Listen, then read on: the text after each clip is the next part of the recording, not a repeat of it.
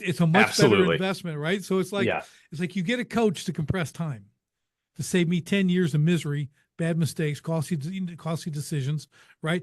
That's why you get a coach, right? Because they're going to shave all that down. You're going to keep a lot more money by not trying to do it all on your own, right? Same principle here. So that's kind of my big point here is, I mean, hindsight's great, but like I had my first 20 years, I didn't think of that stuff. Imagine if I did. Like I tell people, Right. welcome to the Sharpen the Spear podcast, where we help home service pros cut through the noise, sharpen their business tools, and reclaim the profit, freedom, and impact they've been missing. I'm your host, Richard Walsh, Profit Freedom Coach, and I'm here to help you stop grinding and start growing. Let's sharpen the spear. And we are back on STS Sharpen the Spear podcast with another incredible guest. I've got Matt Ruttenberg with us, and I am really looking forward to this one. I get a lot of great guests on here, but sometimes you get a topic and an expert that is like so important to be heard, okay? Because the stuff he's going to bring to the podcast today is so usable, so actionable is the word we like to use.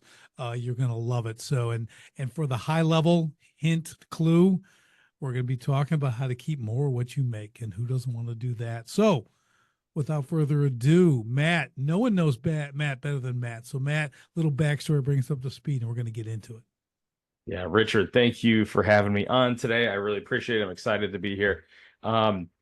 Yeah, so let's go back a little bit, I guess, back in the day. So I've been in finance in general for over 20 years, believe it or not. And straight out of college, I grew up in Ohio, went to Florida, RV'd through the east side of the United States, and I'm in Hawaii now and heading back to the mainland soon. But basically, I've been in finance and almost a lot of the corners of finance, whether it's financial advising, banking, and now I am a specialist, as I like to call it. And so I moved from generalist to specialist for the last 10 years, I'd say, focusing on business owners, entrepreneurs, because I love working with business owners versus, just focusing on the B2C. I love working with my peers. I'm a business owner. I understand the business side of it, growing a business and things like that. And it's all different.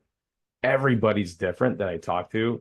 I get to wake up and every day is different instead of the same mundane thing going over and over again. So it's exciting to be able to do that. And it's been a long journey. I sold my one practice, I guess 10 years ago, where I was a financial advisor and working with folks in Florida, mostly retirees in Florida, and then veered on into the business side of things where we've grown our business from just a few states to national 401k administration company. And it's been a wild ride, as all business growth is. Yeah, that's great. Yeah, I love it. I'm with you on the change of scenery. Okay, from business to business to business. Even my businesses like that, a new job site, a new water feature, whatever else, a new sculpture, that like kept me going. I love that. I'm not your same thing every day. I mean, there's people that are built for that. I am not one of those people. Most entrepreneurs are not, right? We really want to get into, the next thing and growing our business and the challenges. So I love to hear you've got kind of the same mindset. And this is interesting. I'll make this quick point here, Matt. It's interesting when we work with the people we work with, oftentimes the best outcomes come from alignment. Okay. Because you could be an expert in something, and I like, oh, that seems like something I need. I get, and you're kind of like a jackleg. I don't know. I don't like you at all. Right. We're not aligned, right? You think a lot of different things. Like the end result probably could be close to the same, right? But the journey is going to be horrible. And who wants to go through that, right? Life's too short for that. So we're really kind of, we want someone who's also in business, and we're both kind of doing this journey, right? Bringing what we do best to the marketplace. And I think that's really cool. So for me, I've noticed that with whether it's coaches I get, or experts, SMEs and stuff like that. Like I really got to kind of be aligned, or it doesn't matter what they can do for me. Do you know what I mean? Does that make sense? Absolutely. Yeah. Because there's a whole, it's a whole journey to be able to do that together and understand the steps that you're taking, the walk that you're on. And I mean, and that's how you become successful, is understanding and working with people who are alongside with you as part of your team, not just someone, maybe you hire in or bring in to help. It's someone who's on your team, and everyone's kind of understanding where everyone else is coming from. It's well said. Well said. Yeah, I love it. It's just critical for me. I mean, it's not like you're some cashier ringing up a pack of gum. Okay. Right. Like that's not a Right. journey. Okay. Like we're gonna do stuff probably for years. Okay, with a lot of people. My clients, like, Coach, we're on 4 years, 5 years. I mean, Yeah. it's still making improvements, still doing great things. Those are too, and so it's kind of that, and because we're aligned. So I just want to make that point. Yeah. But let's kind of get into some of the some of the things you do for businesses. Like where's kind of your starting point? Where do you jump off from? Again, we don't need step by step, but you know what I'm saying. Like, let's get in kind of a Right. big picture, and then we'll drill down from there.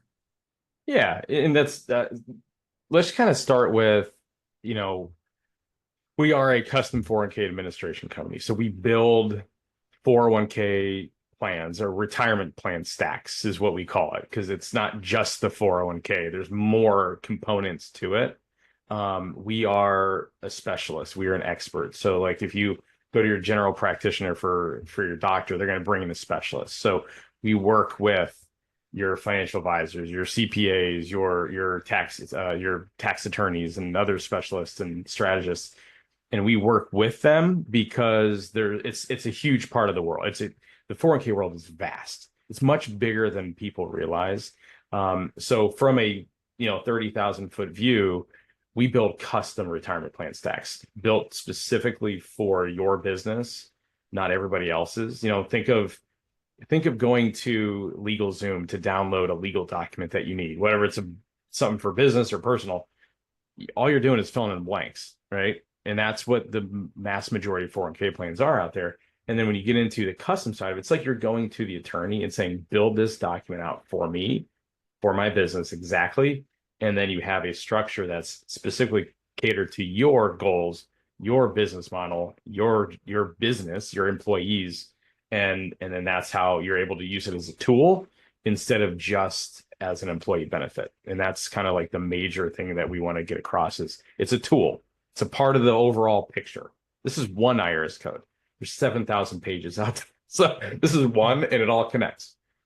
Yeah, I love it. I think when I was thinking about this, I've had a number of excellent guests on here, and we're at a lot of different levels of financial this and financial that. And, we talk a lot about it, right?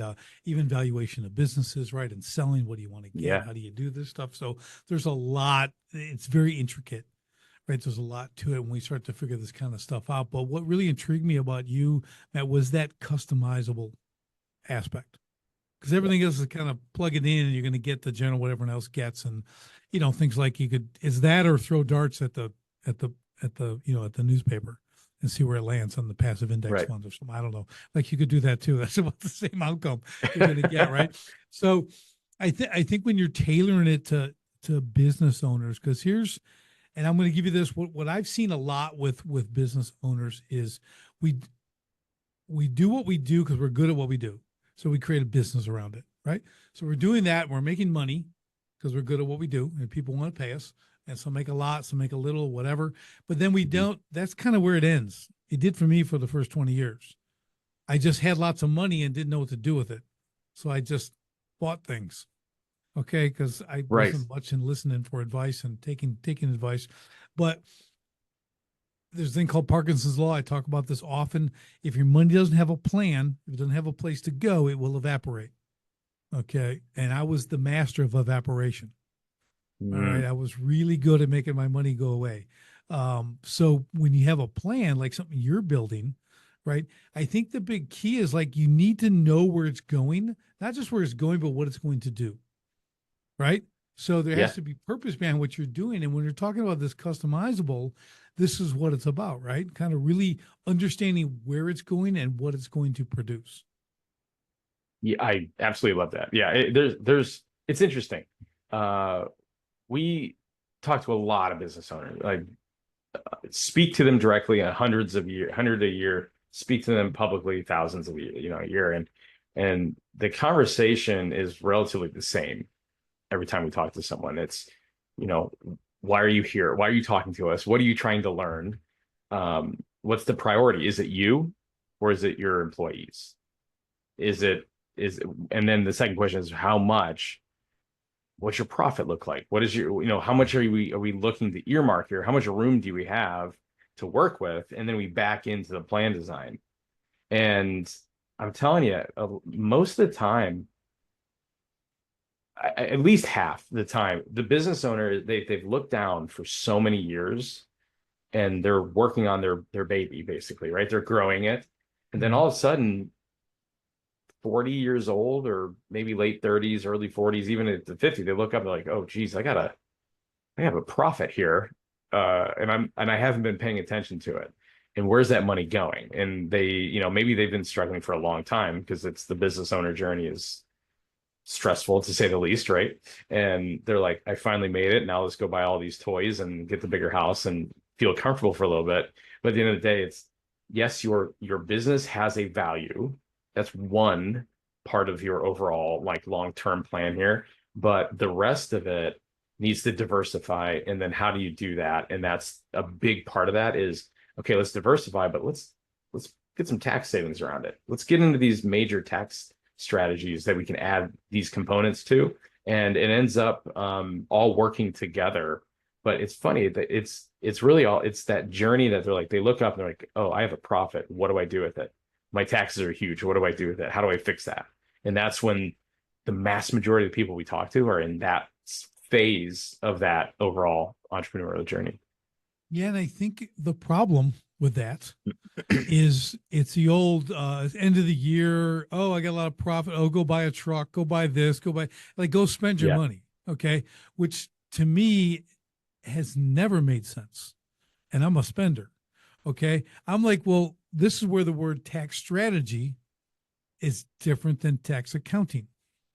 Okay. Oh, absolutely. Huge difference. Yeah. Right. So we got to talk about that, because I always have to remind people, like, tax accounting is like end of the year. Let's hurry up, get it done by April 15th, blah, blah, do my stuff and get an extension. And no, I'm talking about like, this is an ongoing process, right? Throughout the year.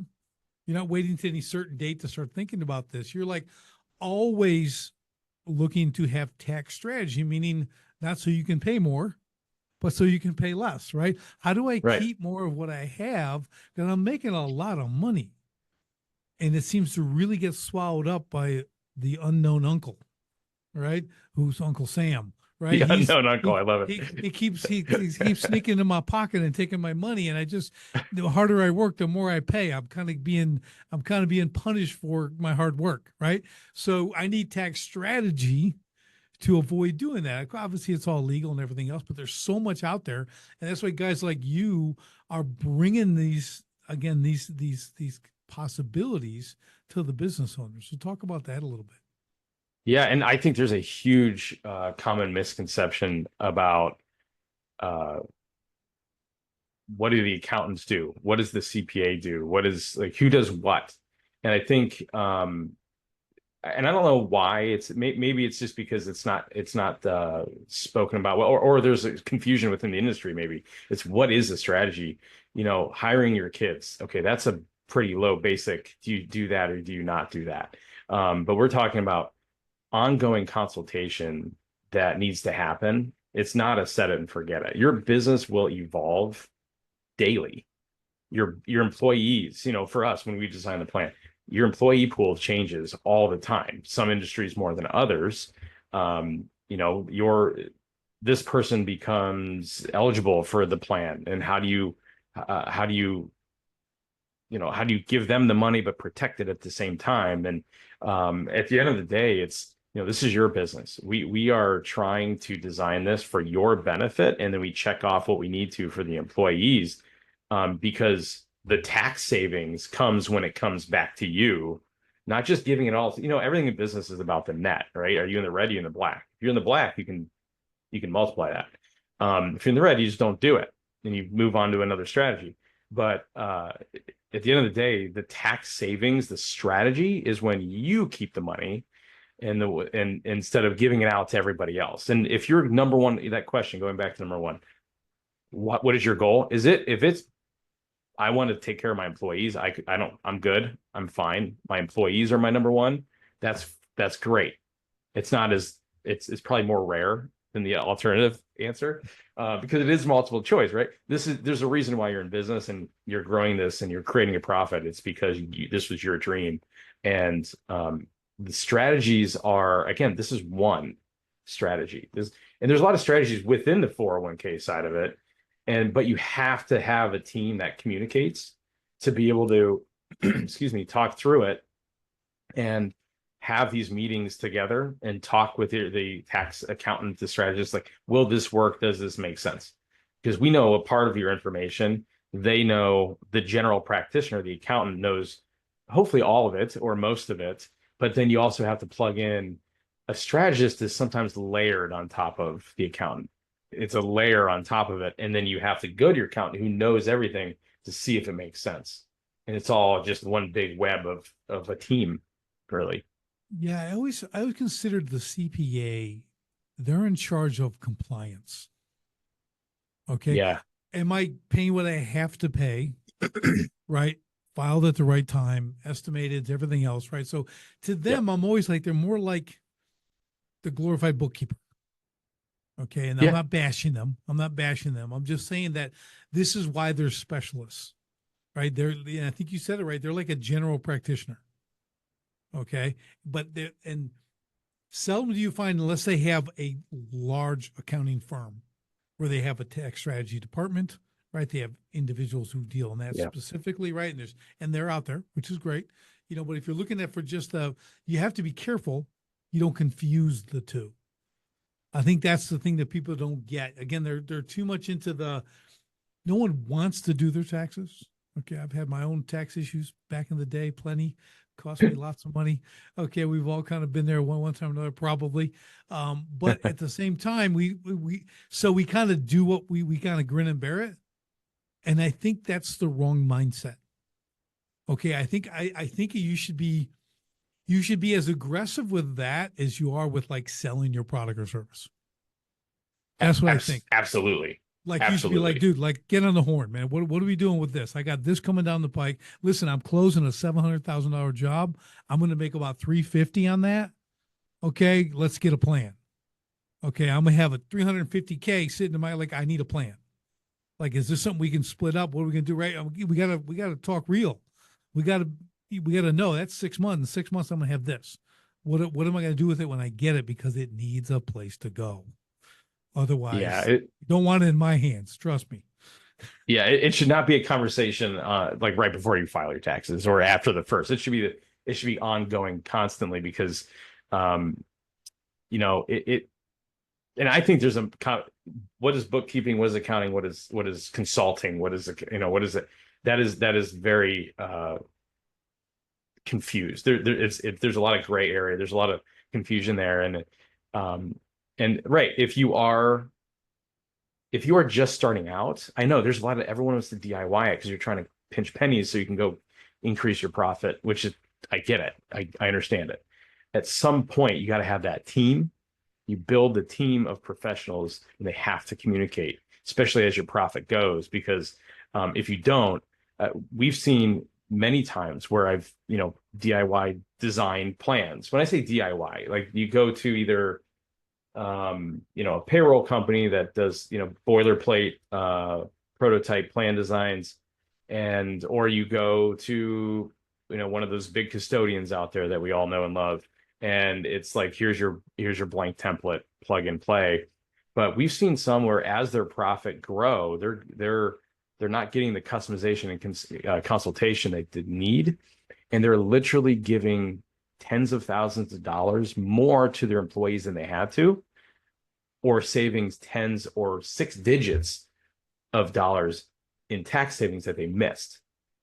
And it's because it wasn't all communicated between this CPA, and then the design wasn't right in general. Like there's no ongoing consultation because, oh, your employees have been here longer. You're paying them all over this much. You're giving them 5% too much that you didn't need to in the first place because Think of the upside down three-tiered wedding cake. This is what the retirement plan stack looks like. For those who are listening, 3 or 4 layers, right?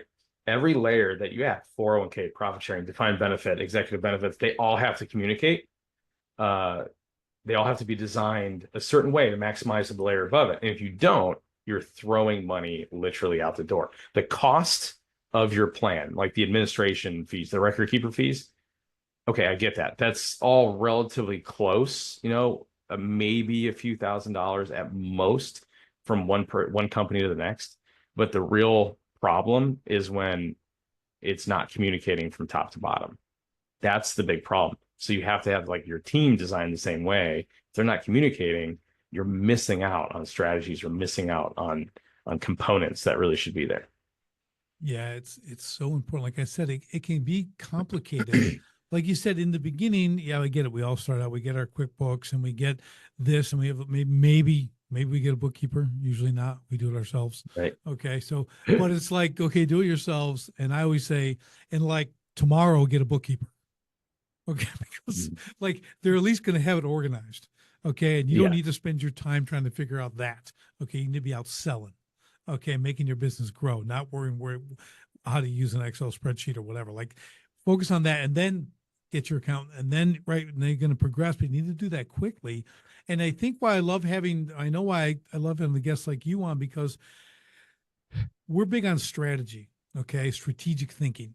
Okay. You got tactical and you got strategic, right? Tactical, little fire flares up. We go put it out. It's a problem in our business. Great. But if you don't go strategic and say, well, why did that happen? Let's fix so it doesn't happen. It flares up again in a week or 3. Right. Mm-hmm. And you got the same problem again, same people coming in your office. So as we start to think this way, we need to lay this into our growth plan. All right. This is what I want people to take away, because if if I did things really right, I started with my exit strategy. I reverse engineer it. So I know where I want to go. I know how much I want. Now I can come back here. Okay, well, when do I hire the first person? When do I do this? When do I get my tax strategy? When do I start doing that? And you start to plan for that, which means you use some of your profit to pay for these services, right? Because like you said, you do the 401k stuff wrong and it's costing you tens of thousands. It's a fraction of that cost to get someone who actually knows what they're doing. Okay. Absolutely. So it's a much better investment, right? So it's like, it's like you get a coach to compress time, to save me 10 years of misery, bad mistakes, costly decisions, right? That's why you get a coach, right? Because they're going to shave all that down. You're going to keep a lot more money by not trying to do it all on your own, right? Same principle here. So that's kind of my big point here is, I mean, hindsight's great, but like my first 20 years, I didn't think of that stuff. Imagine if I did. Like I tell people, if I just had the money I lost, okay. I mean, so it's just that kind of thing. So these are my little cautionary tales like to throw out. I get a great guest on. It's like, listen, like wherever, if you're year 2, year 5, year 15, like listen to this and begin to put this in play. Right. Right. Yep. I love it. I absolutely love it. Yeah. So going forward, when we talk about tax strategy, okay, we're listening. I mean, the numbers are quite massive. Okay, when you really look at what you're able to keep. Okay, now I don't know all the ins and outs on it's tax deferred and then it's tax free, and then you have all these different things. This is all part of the strategy. But from a growth standpoint, how do you see this being applied for a lot of businesses? Okay, so they're making this investment, right? They're putting this where they want to do, and are you utilizing it just for this end game retirement, or they're like using it as part of a growth strategy as well? Is that something they can do? Good question. I guess the answer is yes, across the board on that. So it depends on where you're at, what phase you're at in your journey, if you will. So we will speak to some younger but highly successful, so maybe in the medical field or in the trades even. I had a conversation with an electrician who is $5 million per year electrician company out of Florida. And where are you at? Someone who's younger and still in growth mode is going to use it as a tool to help grow. So, for example, tax savings. Is pre-tax contributions always the best way to go for the long haul? Maybe not. There's 2 different philosophies, but they're going to use it as a tool. I need more I want to keep more of my money. So I'm going to contribute here. I'm going to self-direct it so I get to use it the way in certain ways that I want. Maybe I want to use it to buy real estate. Maybe I want to use it to take loans against it, or maybe I want to use it to become a private lender or whatever it is. But it's a tool, save more money, net taxes, and keep using that money and buy those rich, if you're a rich dad, poor dad, kind of, buying those little soldiers, your money keeps buying more and more and more. Instead of spending it, you're using it to create more income producing assets, as in the rich dad, poor dad method. Then you have some that are later, or maybe they have a younger partner, business partner, but so both business owners are using it for two different ways. One is saying, I'm going to create liquidity because I don't know what the way this business is going to turn out. And I want to be an absentee owner. So I got to create some liquidity so I have some cash flow. So when I become an absentee owner, I understand my income is going to come down a little bit. So I have to have liquidity outside of my business to make sure that happens, along with the tax strategies. And then we have some that they're like, I've got enough. I've got enough pre-tax money saved. My required minimum distributions are going to be massive when I turn 75. And for those of you who don't know this, is if you do pre-tax a lot for forever, eventually your Uncle Sam, is going to say, okay, now I want to get paid. So now we got to take these minimum withdrawals out. Starting at 75 is the latest you can wait. So sometimes they say, I don't want to do that. I just want to keep it and then pass it on to my family. And there's ways to do that more tax efficiently than not. So it depends on where they're at in the journey, what their goal is. But at the end of the day, it's a tool this is where the custom part comes in. It is a tool for you. It's not the tool for everybody else. It is a tax code. So there's three parts to the equation when you're designing these things. One is, what is the plan design? How do we mold the tax code to benefit you? How is it taxed? Roth, after tax, pre-tax, what do we do there? And then three is, what do we invest it in? Or how do we grow it? Those are three components to the conversation. It's not just, here's your plan design, and these are your index funds or your mutual funds. It is so far beyond that. Right. 401k is a tax code. It's not the investment. It's not how you're using it. It's just how to get the money in there to leverage the tax benefits you get from it. Yeah, that's awesome. See, it's so, for the listeners, this is how you need to start thinking. Okay. You need to understand this because most people don't have any idea what their options are. They hear 401k and they just think it's something you put in and someone matches and who knows, right? They just have this thing and they haven't been exposed to the tools of finance, right? It's kind of this, no one's educated on money. If you're in the public school system, you're never going to be educated on money. Right. That would be, oh my goodness, who knows what will happen if that happened. But, it's like, so you're kind of behind the eight ball to begin with. Then you get into a business and you start making money, and more money you've ever had. Okay. And now you have all this money and no education on what to do with it. So you ask your accountant, your general practitioner, they're not going to help you. Okay.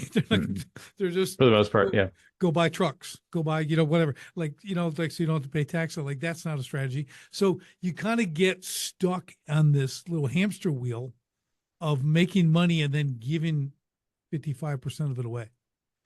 You know what I mean? It's like, just this, it's horrible, and it Absolutely. it needs to, and I this is my little soapbox because of my own stupidity, but it has to be more of a priority. It has to be brought to the front. It needs to be in the top three. Okay. And whatever you're doing, you got your family, you got your business, and then your money. Your money and business are actually two different things. Okay. Because they're tools. Okay. They're both tools. So you got to understand where that's at. That's great. That last part of it. I had a conversation with a very successful business owner yesterday, and he also is a great stock trader. Like he understands the markets really well, and not everybody does, but some do. And those are two.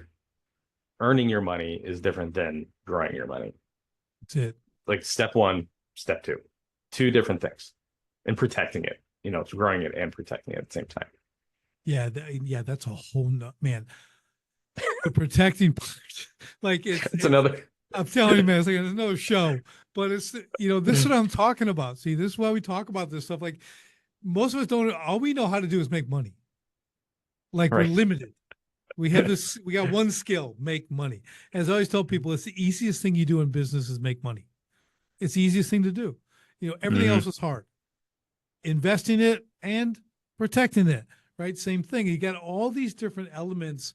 And again, I don't think that it's complicated.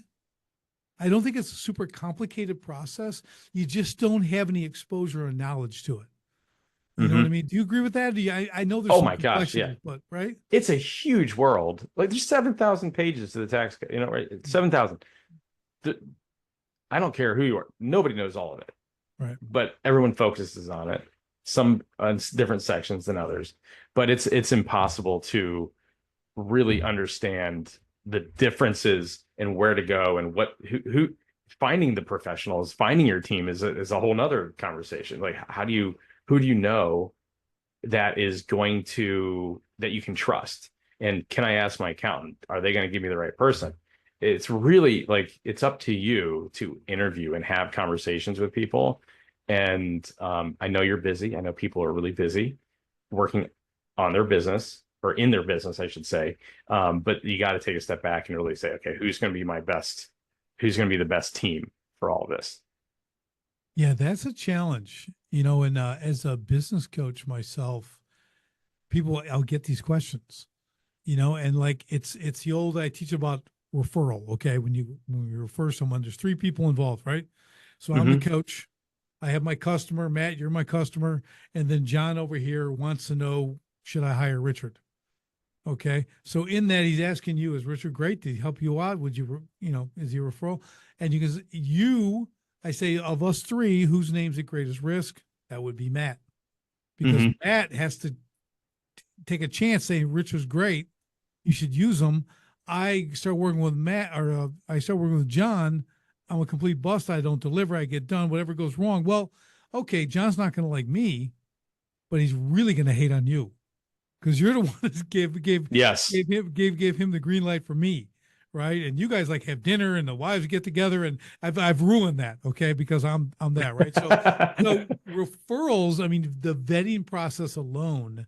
They have to get that level of confidence to actually refer someone. Like people come to me and there's people I don't know. I'm like, I don't have someone. And they'll say, oh yeah, typical coach answer. I'm like, yeah, you kind of don't understand what you're asking. Yeah. Okay. I mean, I don't use everybody. It's like you're asking me for this. So I don't know them enough. I can know them for, 25 days and you want like this glowing review. I'm like, this is like money. Okay, this is investment. This is time in. There's a lot to this process. So, and I don't take it personal when guys say that, but I'm just like, but I have people who I will 100% recommend, just like my clients will recommend me because we've been working together for years. Yeah. And it's pretty much it's a given. And I go in and I kill it. Right. I do great things, because we have that. But so I don't know. I don't know if you've struggled with that in your own realm because you're a specialist. Right. You're doing certain things and people think, oh, money, he's the money guy. So I'll ask you 97 different questions on 97 different things and expect the expert answer. And you're just not going to get it. Yeah. You're not always going to know it. And that's like what I've done is I've built out my own team that, of people that, maybe I haven't used them or maybe my clients haven't used them, but I know they know more than me. So it's at least I'm pointing them at, but I'm not saying, go hire them. I get, you got to make sure that you have to interview. Every business is different. Every situation is different. And every professional does things differently. And you have to make sure that it works for you and the team works for you as well. I think it goes back to the beginning with that alignment. You have to find that alignment with whoever it is. I don't care what you're doing. If you're getting coached in soccer or you're getting coached in finance, you know what I mean? You got to be able to align with those people, so you can have a greater comfort in doing what they're suggesting. Right. Right. That's kind of what it comes down to. Yep, exactly. Yeah, that's awesome. So as people build out in this, because obviously it's a long game. No one ever likes to hear that, but this is something that my kids understand this because of all my silliness I did for 20 years, Mhm. right? And before I had them. And then, so now they grow up and they're like 18, 19, they're investing. They're looking at real estate. They're buying real estate, and someone wants to be financially free by the time he's 24. They have a very different mindset than I did Yes. at that age, right? So I love to see it, but they get it. I mean, I'm watching them doing investment on their apps, like on their phone, and it's not Yeah. like they're making $1 gazillion. This is what I want people to understand. And I want you to kind of enhance this a little bit, but it's not the volume of money, right? It's not like, hey, I got Right. to have 1 million. Like, you have to begin. Okay. Little things compounding make a huge difference, so that Absolutely. waiting till you got, oh, they won't talk to me unless I got $1 million. Well, then talk to someone else. Okay. Like, You're right. like you can't anything. My kids will do $20 at a time, because they're That's what? all you need to start. Yeah. We build that into our enrollment meetings. Like absolutely. It's if we have a scenario that we talk through where there's two different employees. One starts at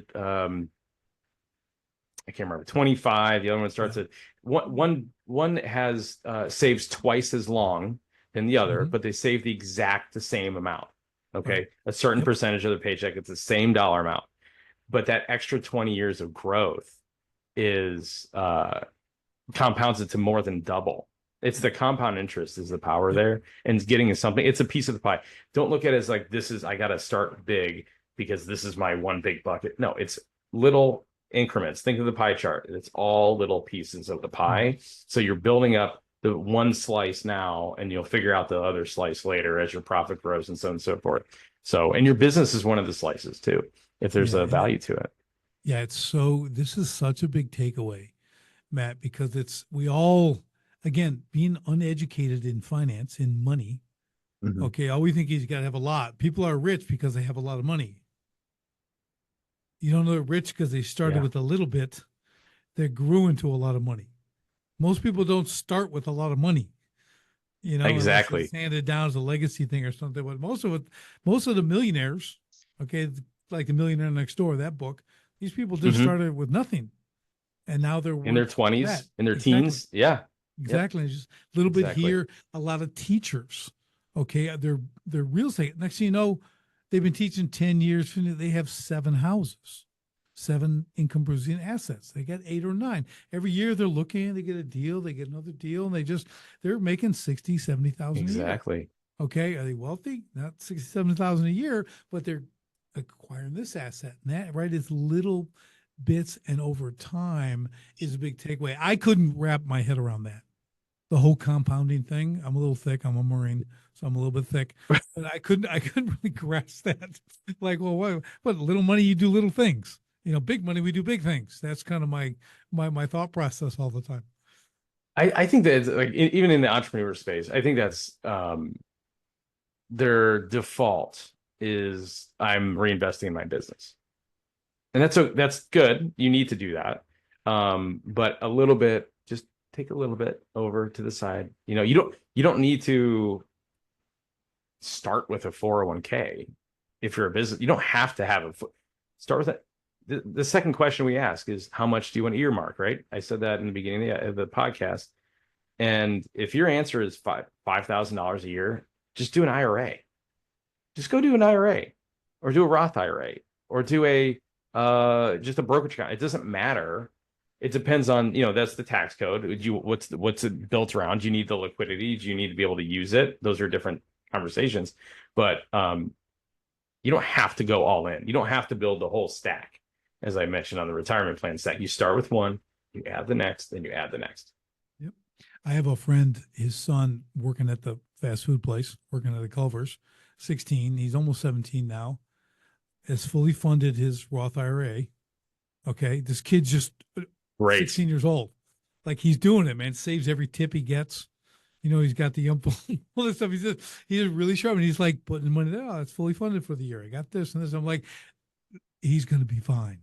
Do Okay. it before the bills start stacking up. Yeah, Trust yeah. me. You know what I mean? So That's when the kids that's are. yeah, that's what I tell my one son wants the financial freedom. I go, listen, financial freedom by the time you're 24 is actually pretty easy if you don't owe anything. Like you can get passive income at 2 grand a month and you're living large. Like all your bills are taken Yeah, care of. right. You know what I mean? So it's Yeah. like it's pretty easy to get there, and then you just keep doing it, rinse and repeat, and pretty soon you're good to go, right? So Yeah, it's just like keep kicking that. Yeah, that's exactly. right, right. So it's just it's little things like that when people realize this stuff, you know, they can see it. And again, if you've got young kids, like I did, like get them acquainted. The little bit, the putting a little bit away, it's all about habit. If it's Yeah. $5 a week, whatever it is, and they're just whether it's a savings account, whatever, it's just when you have to, and I've learned as much, you have to build the habit of this. Okay. Hmm. Like it doesn't matter how much. It's just whatever the percentage is, that's what they do. My kids started working pretty early. One son was like 9 and he's earning money. I mean, he's just a Yeah. worker. Okay, there's a kid who, but he's not a saver. I'm just saying. I'm throwing him under the bus here. He's not a He's very not a good safe. saver. He's not a saver at all.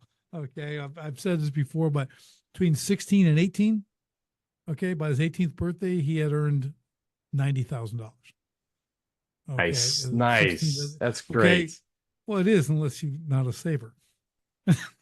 But he's got a Well, lot of nice you gotta tools. learn to A lot of earn it tools. before you A can lot of save it, tools. right? So Yeah, right. step So one, step two, right? yeah, he's got that part. We're working on the second part. Okay. But at least he bought some, I'll call them assets, you know, very nice Yes. tools and things you can use and work, and it's all good. But you know what I mean? You get to, I have 6 kids, so I get to see it 6 different times, six Sure. different ways. Yeah. Right. And it's cool to see, but again, it's all lessons. My other kids see that and they go, no, I can do that. Yeah. You know, and they all have their own way of doing stuff. It doesn't matter. You know, one's in the Marine Corps and he does this thing and this and that. It's just everyone's going to do it their way. I Mhm. don't think there's no, you have to do it this way. I just don't think that really exists with people because don't people have kind of a, what's a real cool term I heard, like an investor DNA?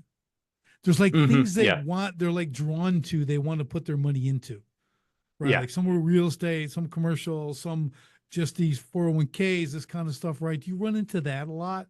Is that something you have to deal with?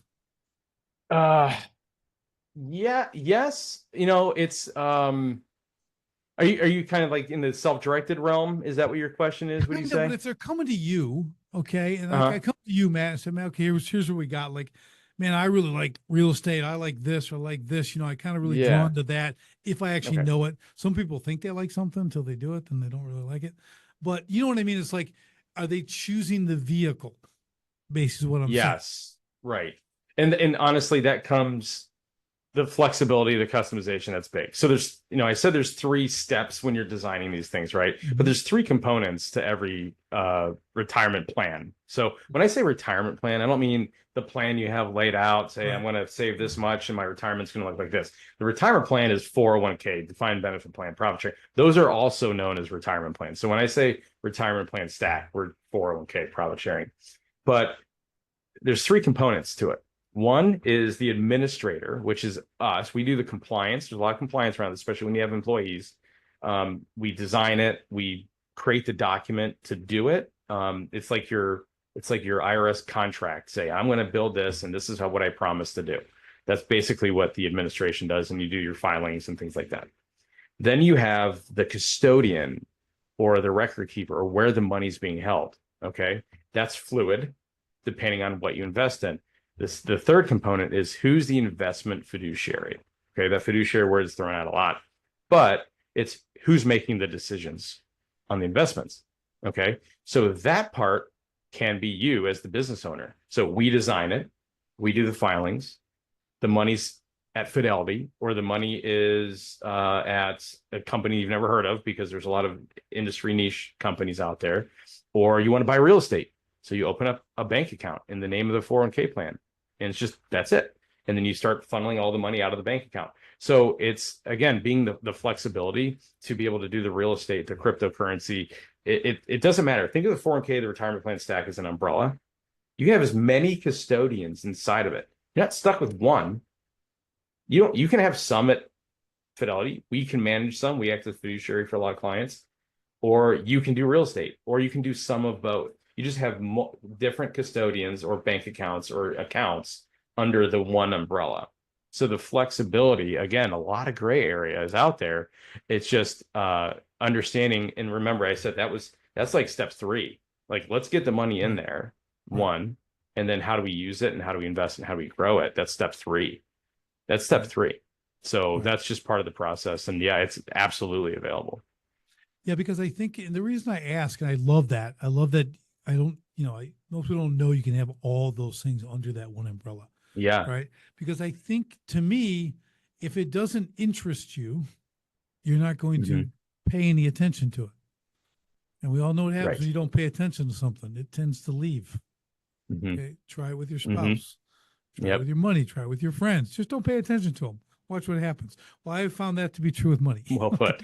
Well put.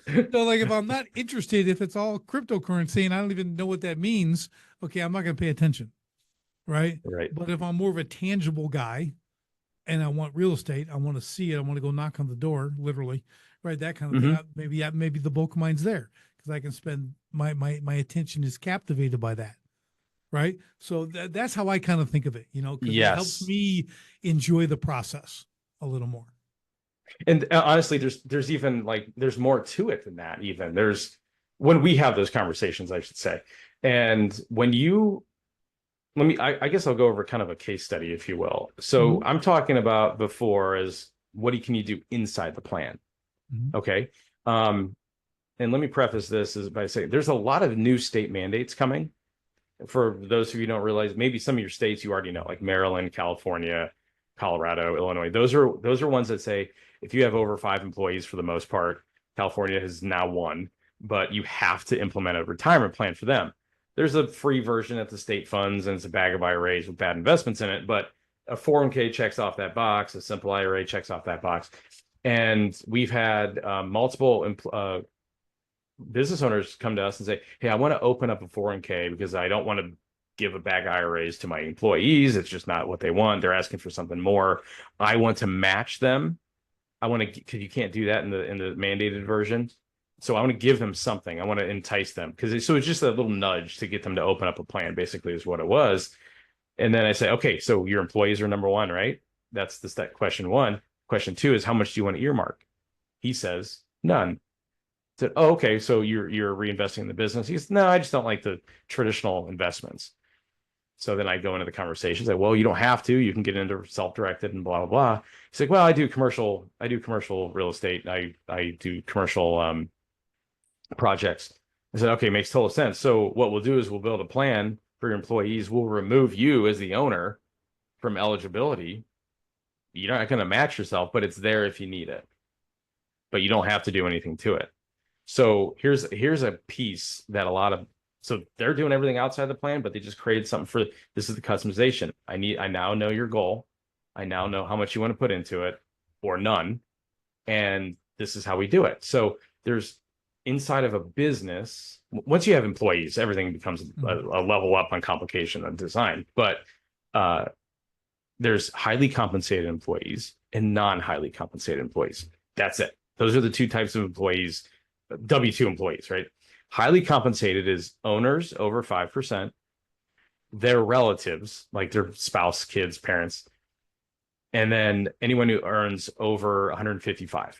That's the highly compensated. So you can pay your kids $6 a year and they're highly compensated. It doesn't matter, your spouse. Everybody else is non-highly compensated. They don't care about anybody. They care less about everybody above that threshold. They want to make sure they protect everyone on the bottom, the non-highly compensated employees. And sometimes you can even segment out employees based on certain types of calculations for profit sharing and things like that. But for the most part, if you want to remove a highly compensated employee out of eligibility, you can. You have one owner that wants to do something, a defined benefit plan. The other one doesn't. Okay, this one gets cut out. This one can do it. Then we're talking about distributions and S corps versus partnerships. That's a whole other conversation, how to keep it even. But the employees, as long as you do something, give them this match, check it off. Check that part off, then you guys can do whatever you want. So at the bottom of that retirement plan stack, is the 401k. It has to be a safe harbor. There's different kinds of safe harbors. A lot of people don't know this. There's multiple kinds. If you're going to do profit sharing, you have to do a certain kind to maximize the profit sharing and minimize the employee contributions. But the safe harbor is a pre-approved matching investing schedule that the IRS says, okay, now this is they've deemed it a fair plan off the menu. Now you, as the owner, you can max out, or you don't have to do anything. You can do whatever you want. If you don't do the safe harbor, you just do a traditional 401k, as it's called, you are minimized.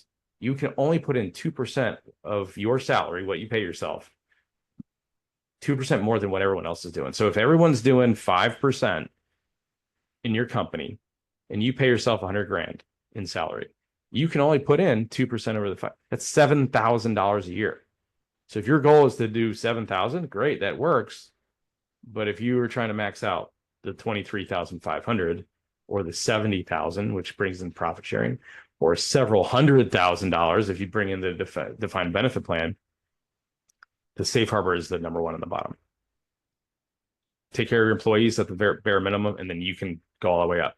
That's when we start putting in several hundred grand pre-tax contributions into that retirement plan stack, saving hundreds of thousands of dollars in taxes per year. Yeah, that's awesome. That's awesome. So Yeah. this is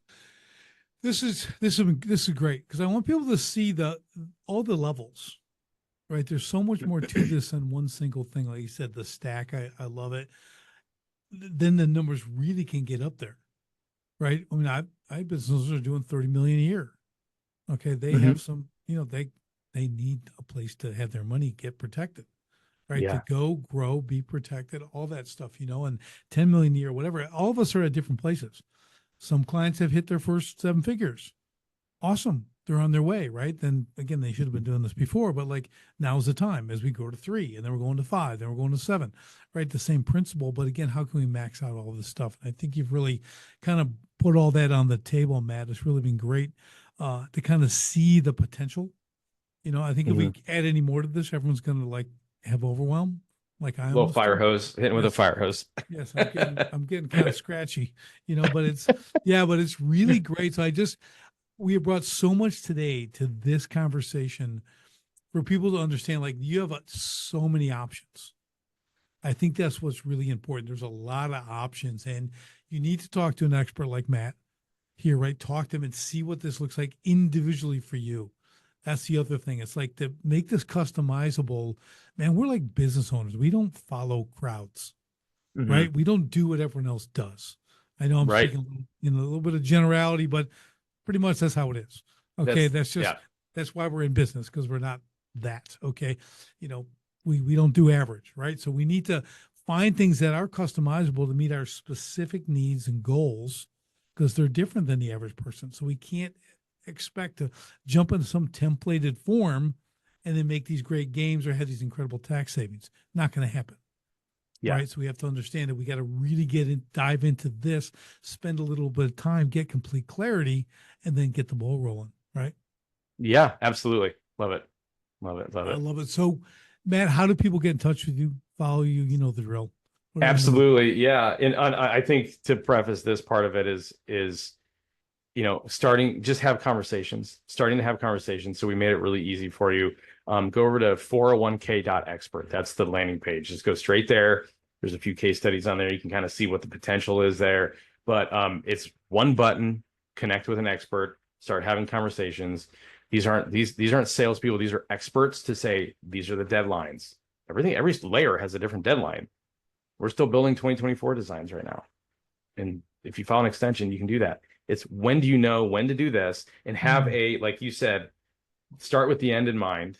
Start with, your succession, start with your exit strategy. The same thing. We have conversations for years with people, and they're just like, I'm not quite ready. Or we start with one stack and add another stack, and just having these ongoing consultations. It's communication, ask questions. Google works, but there's a lot of information I even just touched on today that you won't find in Google yet. So it's having the conversations, put it on the calendar. If you need us to touch base in a couple of years, let's do it. If profit's not there, just knowing what's available is step one. And that's where that 401k.expert can take you over there. Awesome. That is fantastic. Any final parting words? Just sprinkle a little genius on all this. I think just reiterating what you said earlier, it's businesses have a cost. It's if you have employees, your employees are a cost. If you want to net and have saved money on taxes, you have to take care of the employees first. And then building that team once you start seeing profit, that team will help magnify that profit. And they have to communicate, introduce each other to everybody. Some will be willing to talk to other people's and some of them don't. If they're not willing to talk, then maybe that's not the right professional for you on your team. But communication is really, really important. And start early, just figure it out. You don't have to implement it, just wait it out. Love it. I love it. Awesome words, Matt. This has been fantastic. I appreciate all the time you gave us today. This has been super actionable. That's our word for the day. Actionable stuff. So I love it. Make this stuff happen, you guys, as you're looking at your business, as you're writing those checks to pay the tax man. Okay, just say, how can we change this? Okay, to pay less, not more. Okay, I get it. We're all making money. That's why I got to pay taxes. Isn't that great? Yeah, but let's just keep more. All right, we'll take that. We'll take all that to the bank, the proverbial That's bank, right. the real bank. So again, thanks so much, Matt, and for everybody else. We'll see you on the next STS podcast. Thanks for tuning in to Sharpen the Spear podcast. If today's episode helped you think sharper, act smarter, or see new profit potential, do me a favor. Share it with a fellow home service owner and leave a quick review. Ready to find the profit hiding in your business? Head to sharpenthespearcoaching.com and book your free profit discovery call today. And until next time, keep sharpening.